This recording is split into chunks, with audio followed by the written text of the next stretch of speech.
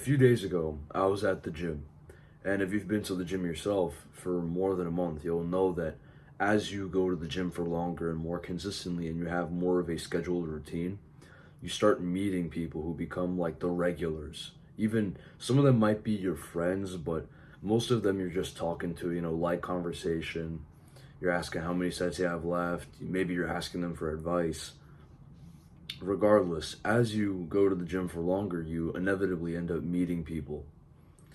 And a few days ago, one of these familiars had approached me, or not approached me, but he had been doing pull ups right next to me. I was doing my calf extensions, he was doing pull ups on the assisted machine, and we started talking a little bit.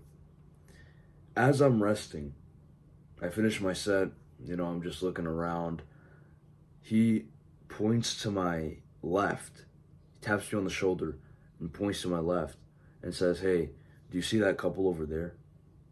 And I look over, and yeah, there's this couple from my high school, which again, I don't know them personally, but I'm familiar with them. I know who they are.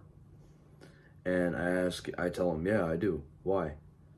And he says, "They're always on some bullshit. These high schoolers always on some bullshit."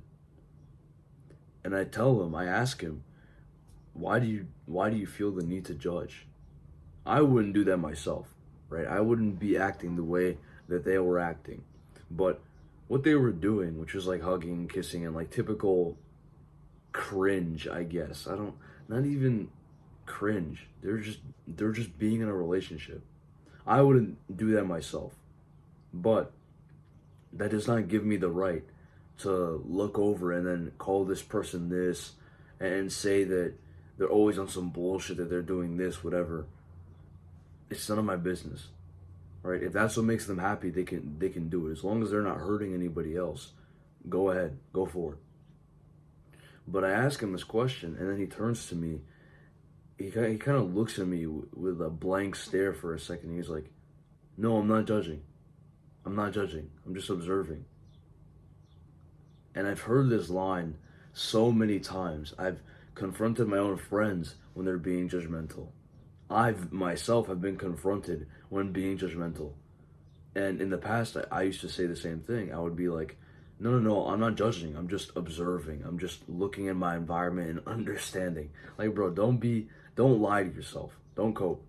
When you look at somebody else and you call them names and you say that they're doing this or that they're this type of person, that they're that type of person, it goes from observation to judgment. If you want to observe, it means observing. Let me tell you what observing is. Observing is not looking at someone and saying what they are or even what they're doing. Observing is looking at somebody, understanding what the action is, and that's it. There's no emotion behind it. There's no opinion behind it. Observing is simply looking at what somebody's doing, how somebody is acting, what's going on in the world. Presence. And if you're present, you have no thoughts in your mind. There's no judgment going through. There's no opinion being applied to that situation. So do not get into this trap of saying that you're not being judgmental when in reality you are, especially if you're saying it to somebody else. Because not only are you having the negative opinion, but you're sharing that opinion to somebody else, and then it goes to gossip and whatnot. In order to stop being judgmental, in order to stop yourself from doing this, like, "Oh, I'm just observing bullshit," what you need to do is simply get that awareness that you're being judgmental, get that knowledge of what judgment looks like, and affirm it every single day. You need to constantly remind yourself not to judge others. You need to constantly remind yourself not to gossip, so that you're becoming more and more aware as time goes on. And in having more awareness, you will stop yourself in the midst of being judgmental. Imagine this. Imagine that you have two people, right?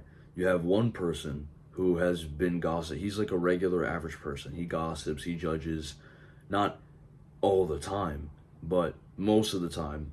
When something negative happens, when someone does something disagreeable, or when something does something positive even, He gives positive judgment, he gives negative judgment. He's always judging others and other things.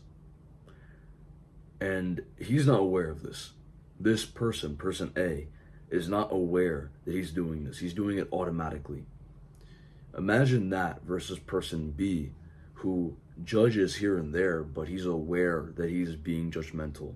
He has the awareness that what he's doing is judgment.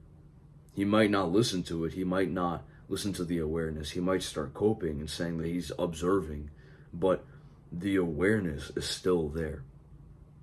Person B is much more likely to stop judging in the future than person A, because person A does not even know that he's being judgmental. Person B does, but he just doesn't want to accept it.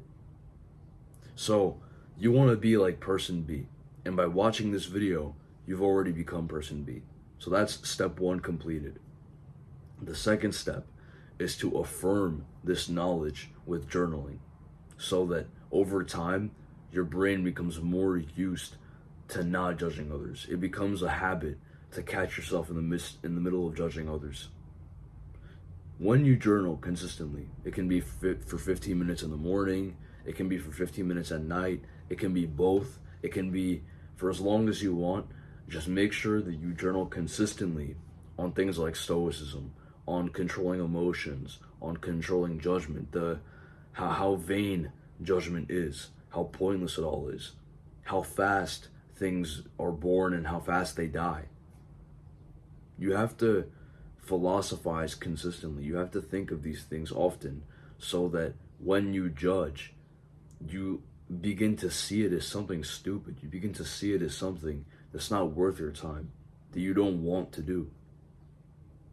It becomes second nature to just look at somebody and look at them. Not to have an opinion about them, not to say that they're this or that, but to just look at people as yourself. To understand that these are just extensions of you. The last thing I want to say is that the path to Stoicism and philosophy is very straightforward and simple. It's very direct. It's not easy, but the path is there. I've told you in this video what to do. So instead of just clicking through more videos, instead of just continuously watching more and more philosophy, stoicism, whatever, just do it. Just follow the steps that I've given you and be consistent for a while. The reason that you may not be seeing results from the plans you follow, from the videos you watch, is because you do it for a few weeks and then you stop. You do it for a few days even, and you stop and you move on to the next thing. But progress, especially in the realm of philosophy, it takes longer than that. Stoicism, you can apply on day one. Stoicism, you can apply right now. But to make it a second nature, to make it a part of you, that takes longer, because you need to rewire what your subconscious has learned. You need to change the mentality that you've been building, the mindsets that you've been growing for basically all your life up until this point. So be patient, follow the steps I gave you, try for a few weeks, see how you feel, see what you think of it. Maybe read some books on stoicism, on emotional control. And that's all. Have a good day, guys.